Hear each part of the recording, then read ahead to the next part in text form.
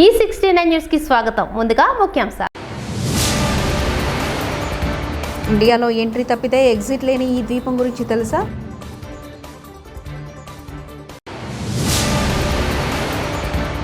హెచ్యు విద్యార్థులకు కేటీఆర్ భరోసా.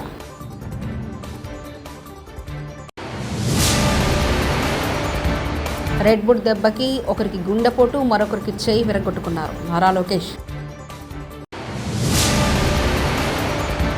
తాగునీరు ఇవ్వండని అడిగిన మహిళల్ని రోడ్డుపై నిలబెట్టి మరీ అవమానించిన మంత్రి సంధ్యారాణి. సెంటినల్ ద్వీపం 2018 వరకు చాలామంది ప్రజలకు దీని గురించి తెలియదు. కానీ అమెరికాకు చెందిన మతబోధకుడు జాన్ అలోన్సో అనే వ్యక్తి సెంటినల్ ద్వీపానికి వెళ్ళి అక్కడ ప్రజలకు మతబోధ చేయాలని భావించాడు. అయితే అనూహ్య రీతిలో సెంటినల్ తెగ చేతిలో దారుణ హత్యకు గురయ్యారు. ఈ ఘటనతో సెంటినల్ ద్వీపం గురించి వెలుగులోకి వచ్చింది. ప్రపంచానికి దూరంగా ఉండే ద్వీపం, ఇక్కడ నివసించే జనాల గురించి ప్రతి ఒక్కరికి తెలిసిందే. ఈ క్రమంలో తాజాగా మరోసారి ఈ సెంటినల్ ద్వీపం వార్తల్లోకి ఎక్కింది. న్యాయమూర్తుల ఆస్తుల వివరాలకు సంబంధించి కీలక నిర్ణయం వెలువడింది. ఫుల్ కోర్టు సమావేశంలో ఆస్తుల వివరాల వెల్లడికి న్యాయమూర్తులు ఏకగ్రీవంగా అంగీకారం తెలిపారు. ప్రతి ఏడాది క్రమంగా తమ ఆస్తుల వివరాలు భారత ప్రధాన న్యాయమూర్తికి వెల్లడించడానికి న్యాయమూర్తులు అంగీకరించారు. న్యాయమూర్తుల ఆస్తుల వివరాలను సుప్రీంకోర్టు వెబ్సైట్లో అప్లోడ్ చేయాలని కూడా సిబిఐ నిర్ణయం తీసుకున్నారు. ఇటీవల ఢిల్లీ హైకోర్టు న్యాయమూర్తి యశ్వంత్ వర్మ నివాసంలో నోట్ల కట్టలు లభించిన నేపథ్యంలో న్యాయమూర్తులు తమ ఆస్తుల వివరాలు వెల్లడించడంపై సంచలన నిర్ణయం తీసుకున్నారు. ఫుల్ కోర్టు సమావేశంలో తమ ఆస్తులను భారత న్యాయమూర్తికి వెల్లడించేందుకు అంగీకరించారు. తెలంగాణ కేబినెట్లో చోటు కల్పించాలని ఏఐసీసీ అధ్యక్షుడు మల్లికార్జున ఖార్గే, పార్టీ అగ్రనేత రాహుల్ గాంధీతో పాటు ఏఐసీసీ జనరల్ సెక్రటరీ కేసీ వేణుగోపాల్ని కలిసి కోరినట్లు ఇబ్రాహీంపట్నం ఎమ్మెల్యే మల్లెడి రంగారెడ్డి వివరించారు. కేబినెట్లో చోటు ఇవ్వాలని వీరికి గతంలో లేఖ సైతం రాసినట్లు గుర్తు చేశారు. ఏపీలో ప్రభుత్వ పాఠశాలలో మినిమం టైమ్ స్కిల్లో పనిచేస్తున్న డిఎస్సి 1998-2008 కాంట్రాక్ట్ టీచర్లకు ఏప్రిల్ 30 నుంచి ఒక నెలవారీ సేవలను నిలిపివేస్తూ పాఠశాల విద్యాశాఖ ఆదేశాలు జారీ చేసింది. ఏటా జూన్ 1వ తేదీ నుంచి ఏప్రిల్ 30 వరకు వీరు పనిచేస్తారు. మే నెలలో వీరి సేవలను నిలిపివేసి జూన్ నుంచి మళ్లీ కాంట్రాక్టు పునరుద్ధరిస్తుంది. పాస్టర్ ప్రవీణ్ మరణ విషయంలో ప్రభుత్వానికి చెడ్డ పేరు తేవాలని వైసీపీ చూస్తుందంటూ ముఖ్యమంత్రి చంద్రబాబు నాయుడు విమర్శించారు. కేబినెట్ సమావేశం అనంతరం మంత్రులతో ప్రత్యేకంగా భేటీ అయిన సీఎం పలు రాజకీయ అంశాలను ప్రస్తావించారు. ప్రవీణ్ మరణానికి సంబంధించి సీసీ కెమెరాలో ఒక్క అంశం బయటకు వస్తుందన్నారు. ప్రవీణ్ డెత్ మిస్టరీ ఛేదనలో సీసీ కెమెరాలది కీలక పాత్రను చెప్పుకొచ్చారు. మనం అప్రమత్తంగా లేకుంటే బాబాయి గొడ్డలి, కోడికత్తి, గులకరాయి తరహాలో అన్ని మనపైనే వేస్తారని అన్నారు. చేసిన మంచి చెప్పుకోవడానికి ఇబ్బందులు పడుతుంటే లేని నిందలు మనపై వేసే కుట్రలు చేస్తున్నారంటూ మండిపడ్డారు. రెడ్ బుక్ దెబ్బకి మరొకరికి గుండెపోటు వస్తే మరొకరికి చేయి విరిగిందని మంత్రి నారా లోకేష్ ఎద్దేవా వేశారు. చట్టవిరుద్ధంగా పనిచేసిన వారిని వదిలిపెట్టబోమని మంగళగిరి నియోజకవర్గం ఉండవల్లిలో మన ఇల్లు మన లోకేష్ కార్యక్రమానికి ఆయన శ్రీకారం చుట్టారు. ఈ సందర్భంగా మీడియాతో మాట్లాడారు.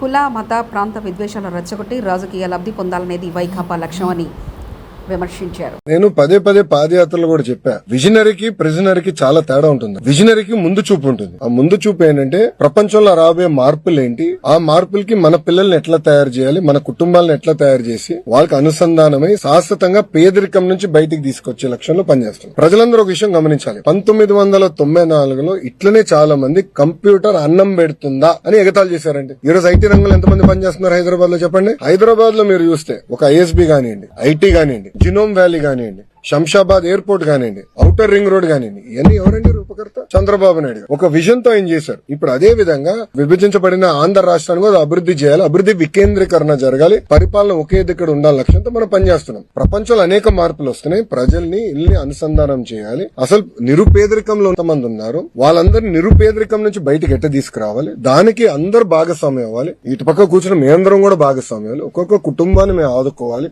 కుటుంబాలు ఆదుకోవాలి, గ్రామాలను మేము దత్తకు తీసుకోవాలి. ఆ ఒక్కొక్క కుటుంబానికి ప్రాజెక్ట్ ప్రాక్టీసెస్ ఇచ్చి వాళ్ళు పేదరికం నుంచి శాశ్వతంగా బయటకు తీసుకురావాలనేది ఒక లక్ష్యంగా పెట్టుకున్నాను. ఇప్పుడు ఒక మాట చెప్తున్నా, నాకెందుకు అవకాశం వచ్చింది, నేను ఒక కార్నింగ్ మెల్లో చదువుకునేదానికి, నేను అమెరికాలో పనిచేసేదానికి, ఒక స్టాన్ఫర్డ్ ఎంబీ చేసానికి, నాకు మా కుటుంబ సభ్యులు బాగా చదవాలి, బాగా పనిచేయి, నాకున్న నెట్వర్క్ ద్వారా నేను అందరితో మాట్లాడారే ఏ యూనివర్సిటీకి అప్లై చేస్తే బాగుంటుంది, నాకు వచ్చిన మార్కులు ఇది, నాకు ఎక్కడ అవకాశాలు వస్తాయి. చాలా మంది మెంటర్స్ ఉన్నారు. ఇప్పుడు నారాయణ గారు నాకు టీచర్ ఇంటర్ లో, ప్రొఫెసర్ రాజిరెడ్డి గారు నా మెంటర్ కార్నింగ్ మెల్లో, వాళ్ళందరూ నాకు మెంటరింగ్ చేశారు కనుకనే నేను ఈరోజు ఈ స్థాయిలో ఉన్నా. అలా చంద్రబాబు నాయుడు గారు ఏంటి P4 విధానంలో మెంటరింగ్ చేయమని కోరుతున్నారు. దానికి ఆయన ఎందుకు కంగారు పడుతున్నారు? ఆయన కూడా మెంటర్ చేయమనండి. అరే సొంత చెల్లికి తల్లికి మెంటర్ చేయలేనోడు ఊకే మాకెందుకు లెక్చర్లు వీక్తాడు. ఇప్పుడు ప్రిజనరీ ఏంటంటే ఎప్పుడు జైలు వైపు చూస్తాడు స్వామి. ఆయన చూపు ఎప్పుడు జైలు వైపు ఉంటుంది. ఆయన చేసిన తప్పులకి జైలు వైపు చూస్తాడు. అందుకే ఈ రోజు చూస్తే ఆయన తిరగలేకపోతున్నాడు ధైర్యంగా. అది ఈ రోజు ఉన్న పరిస్థితి ఆంధ్ర రాష్ట్రం. తిరుపతి జిల్లాలోని శ్రీకాళహస్తీశ్వర ఆలయాన్ని సినీ నటి పూజా హెగ్డే దర్శించుకున్నారు.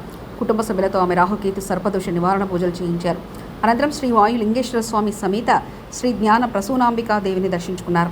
వేద పండితులు పూజా హెగ్డేకు ఆశీర్వచనం చేసి తీర్థప్రసాదాలు అందజేశారు.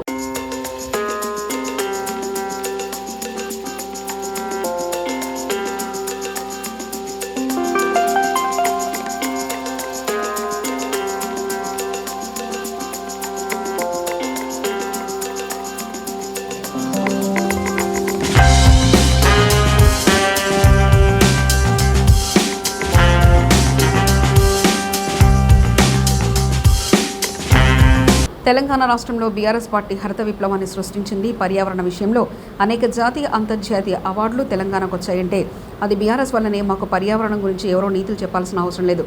హెచ్సియు పిల్లలను గుంటనకలంటారా? ఆ పిల్లల్ని మిమ్మల్ని పందికొక్కులు అంటున్నారు. హెచ్సియు భూములు ప్రభుత్వ భూములు అయితే రేవంత్ రెడ్డి దొంగలాగా రాత్రిపూట ఎందుకు పంపుతున్నాడు? శనివారం, ఆదివారం, ఉగాది, రంజాన్ పండుగల కోట్ల సెలవులు చూసుకొని వందల బుల్డోజర్లను పంపారంటూ కేటీఆర్ వ్యాఖ్యానించారు. జాతీయ అంతర్జాతీయ media green revolution mission Kakatiya అనండి, హరితహారం లాంటి కార్యక్రమం నుండి దానివల్ల అద్భుతాలు సృష్టించిన తెలంగాణ అని చెప్పి మరి ఆనాడు జాతీయ అంతర్జాతీయ సంస్థలు రాశాయి. ఇది మీ ప్రభుత్వ రిపోర్టే, మాది కాదు. 7.7% గ్రీన్ కవర్ పెరిగింది కేసీఆర్ గారి ప్రభుత్వంలో అని చెప్పి ఫారెస్ట్ సర్వే ఆఫ్ ఇండియా ఇచ్చిన రిపోర్టు మీ MCRHRD వెబ్సైట్లో ఉంది. ముఖ్యమంత్రి గారు కావాలంటే చూసుకోవచ్చు. 270 కోట్ల మొక్కలు నాటి హరిత విప్లవాన్ని సృష్టించిన ప్రభుత్వం మాది. హైదరాబాద్, కొరియాలో జరిగిన ఒక అంతర్జాతీయ ఈవెంట్లో ప్యారిస్ని, బొగోటాని, మెహికోని వీటన్నిటిని కాదని ఆనాడు అంతర్జాతీయ అవార్డు గెలుచుకున్న సందర్భంగా జాతీయ పత్రికల్లో వచ్చిన వార్తలు. జాతీయ స్థాయిలో forest survey of India Telangana ranks first in the nation in environment conservation forest cover. ఇది మా ట్రాక్ రికార్డ్, ఇది మేము సాధించిన విజయాలు. ఇక మళ్ళీ అదే మాట మళ్ళీ ఒకసారి, హరితహారం వల్ల మేము HMDAలో చేసిన ఎఫర్ట్స్ వల్ల గ్రీన్ సిటీ అవార్డు వచ్చిన విషయం. అదే మాదిరిగా ఇక ఇది డేటా. ఒక 10 ఏళ్లలో భారతదేశంలో ఏ నగరంలో గ్రీన్ కవర్ పెరిగింది అంటే మెట్రోస్లో. ఇది data, times of India report. ఇది డేటా చూడండి. బొంబాయి, ఢిల్లీ, చెన్నై, అదేవిధంగా కోల్కతా, బెంగళూరు, హైదరాబాద్ ఇవన్నిటిని కలిపి చూస్తే హైదరాబాద్లో అత్యధికంగా గ్రీన్ కవర్ పెంచింది తెలంగాణ ప్రభుత్వం కేసీఆర్ గారి హయాంలో అని మరి జాతీయ స్థాయిలో వచ్చిన రిపోర్ట్స్. ఇక ఎంత పెరిగింది, ఎన్ని స్క్వేర్ కిలోమీటర్లు పెరిగింది తెలంగాణలో అంటే ఇదొక రిపోర్టు. ఇట్లా ఒకటి కాదు, నేను 100 చూపెడతాను. ఇది ఒక్క పిక్చర్ మీకు అన్ని విషయాలు చెప్తుంది. ఆ తర్వాత భారత ప్రభుత్వం చెప్పింది కూడా ఒక మాటలో చెప్తాను. This one picture will speak volumes. భారతదేశంలోని 28 రాష్ట్రాల్లో ఎక్కడ గ్రీన్ కవర్ పెరిగింది అంటే ఇగో this is Telangana and the growth, decadal growth of green cover in Telangana. ఇది భారత ప్రభుత్వం పార్లమెంట్లో ఇచ్చిన రెస్పాన్స్. 2021 జూలై 23 నాడు భారతదేశంలో ఏ సంవత్సరంలో ఎంత పెరిగింది గ్రీన్ కవర్, ఎంత పెరిగింది అడవి అంటే ఇది భారత ప్రభుత్వం 2021లో ఇచ్చిన రిపోర్టు. అత్యధికంగా తెలంగాణ రాష్ట్రంలో పెరిగింది అని పార్లమెంట్లో ఇచ్చిన సమాధానం. బయోడైవర్సిటీని తెలంగాణ ప్రభుత్వం ఎట్లా కాపాడుతుంది అని చెప్పి వచ్చిన వార్తలు. అన్నిటికీ మించి మేమేదో ఒక హైదరాబాద్లోనే చేయలేదు. తెలంగాణలో మా ప్రభుత్వం ఉన్నప్పుడు ప్రతి పల్లెలో పల్లె ప్రకృతి వనాలు పెట్టి, చిన్న పల్లె కూడా 19,472 పల్లె ప్రకృతి వనాలు పెట్టింది కేసీఆర్ గారు. మొత్తం 13,657 ఎకరాల్లో పల్లె ప్రకృతి వనాలు పెట్టింది. పల్లెల్లో కూడా పచ్చదనాన్ని పెంచింది మా ప్రభుత్వం. మండల స్థాయిలో 2011 బృహత్ ప్రకృతి వనాలు పెట్టింది. మొత్తం 6,298 ఎకరాల్లో ఆనాడు కేసీఆర్ గారి ప్రభుత్వం.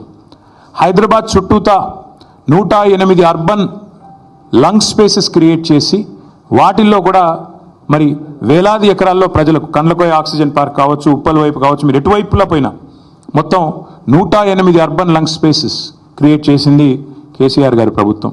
అట్లాగే 1,00,000 పైచిలుకు పంచాయతీరాజ్ రహదారుల వెంబడ అవెన్యూ ప్లాంటేషన్ చేయడం జరిగింది. 12,000 కిలోమీటర్ల పైచిలుకు R&B రోడ్ల వెంబడ కూడా మరి మల్టిపుల్ అవెన్యూ ప్లాంటేషన్ చేయడం జరిగింది. ప్రతి ఊర్లో నర్సరీ ఉన్న ఒకే ఒక్క రాష్ట్రం భారతదేశంలో తెలంగాణ. 14,864 నర్సరీలు మున్సిపాలిటీలతో కలిపి, హైదరాబాద్తో కలిపి, ప్రతి ఊరితో కలిపితే దాదాపు 15,000 నర్సరీలు ఉన్న ఒకే ఒక్క రాష్ట్రం తెలంగాణ. 270 కోట్ల మొక్కలు పెట్టిన ఒకే ఒక్క రాష్ట్రం Telangana. That is our commitment. మాకేదో కొత్తగా ఈరోజు ఎన్వైరన్మెంట్ గురించి మాకు ఎవరి దగ్గర ఒక కితాబులు అవసరం లేదు. వాక్ బిల్లుపై వైసీపీది మోసపూరిత విధానం. ఎమ్మెల్యే మహమ్మద్ నసీర్ అహ్మద్ మీడియా సమావేశం. ఎన్టీఆర్ భవన్ అమరావతి నుండి ప్రత్యక్ష ప్రసారం. తెలుగుదేశం పార్టీ ఆవిర్భావం నుండి చేస్తున్నటువంటి పరిస్థితులున్నాయి. స్వాతంత్ర భారతదేశంలో ఉమ్మడి ఆంధ్రప్రదేశ్లో కానీ ప్రత్యేక ఆంధ్రప్రదేశ్లో కానీ ముస్లింల అభివృద్ధి కోసం బాటలు ఏర్పాటు చేసినటువంటి నాయకుడు చంద్రబాబు నాయుడు గారు, పార్టీ తెలుగుదేశం పార్టీ.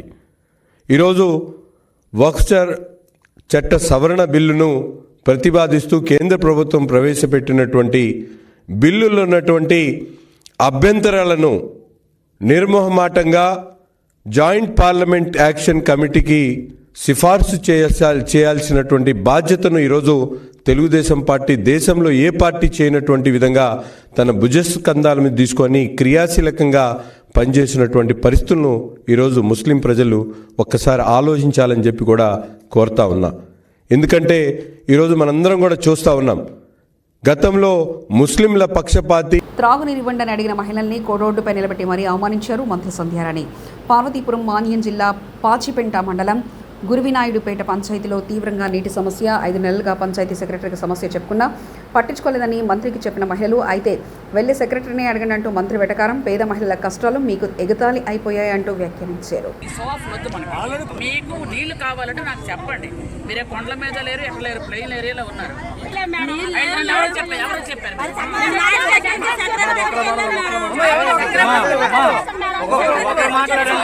సెక్రటరీకి చెప్పారు కదా, సెక్రటరీని అడగండి, జైలుపోతారు. హైదరాబాద్లోని పలు ప్రాంతాల్లో భారీ వర్షం కురిసింది. దీంతో నగర వాతావరణం ఒక్కసారిగా చల్లబడింది. హిమాయత్ నగర్, కోటి, అమీర్పేట్, బోరబండ, జూబ్లీహిల్స్, ఎల్బీనగర్, హైత్ నగర్, మేడ్చల్, విద్యానగర్, కోటి, యాబెట్స్, హైదరాబాద్, సచివాలయం తదితర ప్రాంతాల్లో ఓ మోస్తారు వర్షం కురిసింది. పలుచోట్ల భారీగా ట్రాఫిక్ జామ్ అయింది. రాజ్యాంగ విరుద్ధ ముస్లిం సవరణ బిల్లుకు టీడీపీ మద్దతు ఇవ్వడం దారుణమని మాజీ డిప్యూటీ సీఎం అమ్జద్ బాషా మండిపడ్డారు. వైఎస్ఆర్ జిల్లా కడప క్యాంపు కార్యాలయంలో మీడియాతో మాట్లాడుతూ బిల్లు ఆమోదానికి సహకరించడం ద్వారా చంద్రబాబు ముస్లిం సమాజానికి ద్రోహం చేశారని ఆగ్రహం వ్యక్తం చేశారు. ఎన్నికల్లో ముస్లింలను ఆడుకుని ఇప్పుడు వెన్నుపోటు పొడిచారని ధ్వజమెత్తారు. లోక్సభలో టీడీపీ జనసేన వైఖరితో ముస్లింలను వంచిందన్నారు.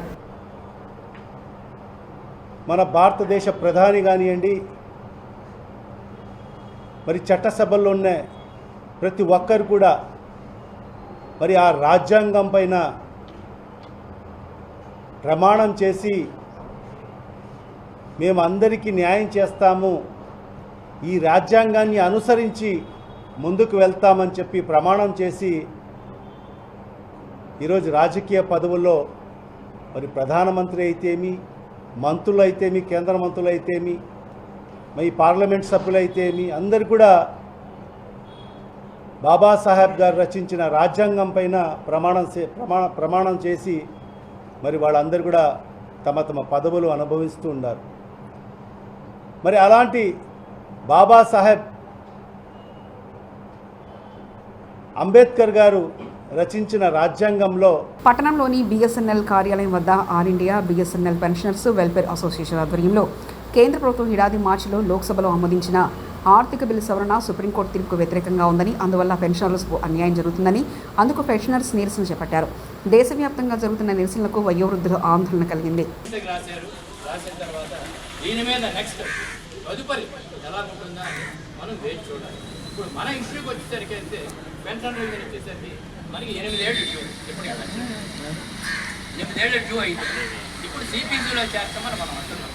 సిసిపిసిలో చేర్చమని మనం already made a representative to Shivagopal Mishra, the JCM chairman, to include our pension revision issue in the terms of reference of హెచ్సిపిసి.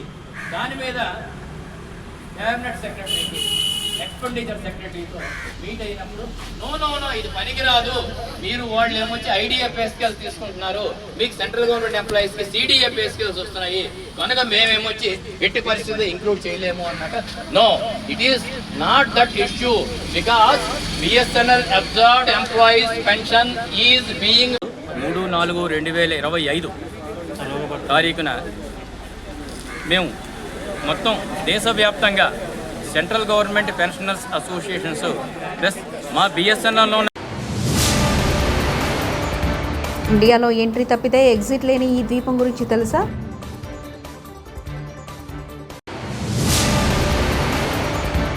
హెచ్యు విద్యార్థులకు కేటీఆర్ భరోసా.